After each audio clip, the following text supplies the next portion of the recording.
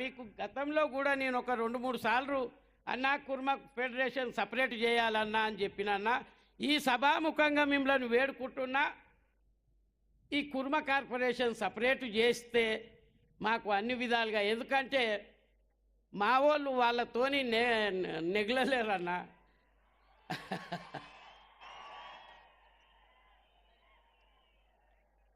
సిద్దిపేటలో మంచి function hall ఒకటి 2 కోట్లు పెట్టి కడితే మీకేం లేదు పొండ్రి ఇది మా గొల్లోలదే అని లాగేసుకుంటే పాపం హరీష్ రావు మళ్ళీ జాగిస్తే నేను ఒక 50 లక్షలు నా పండుకెళ్ళి ఇస్తే మళ్ళీ భవనం కట్టుకున్నాను.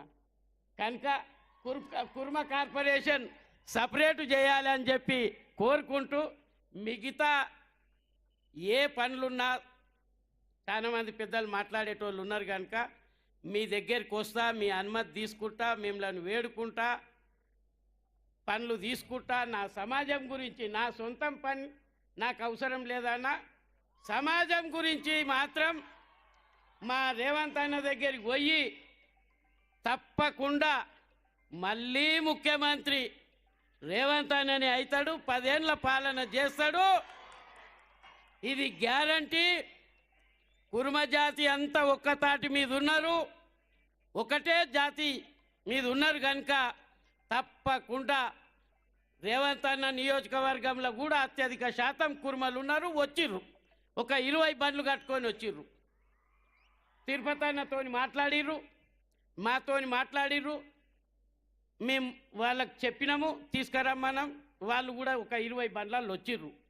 చాలామంది చాలా నియోజకవర్గాలల్లో పాపం మా సరిత బ్యాట్ల కన్నా మీరు ఎంతో కృషి చేసిర్రు. 2 టికెట్లు ఇచ్చిర్రు, 2 గెలిచేటివే.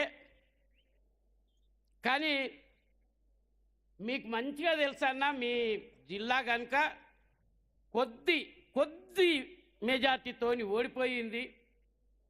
ఇక మా ఇలన్న మంచి మెజార్టీతో గెలిచిండు,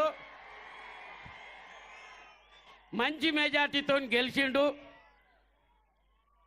రాబోయే ఎన్నికలలో కూడా ఈ కుర్మలకు మీరు కొద్దిగా సీట్లు ఇచ్చినట్టయితే తప్పకుండా గెలిపించుకొస్తాం.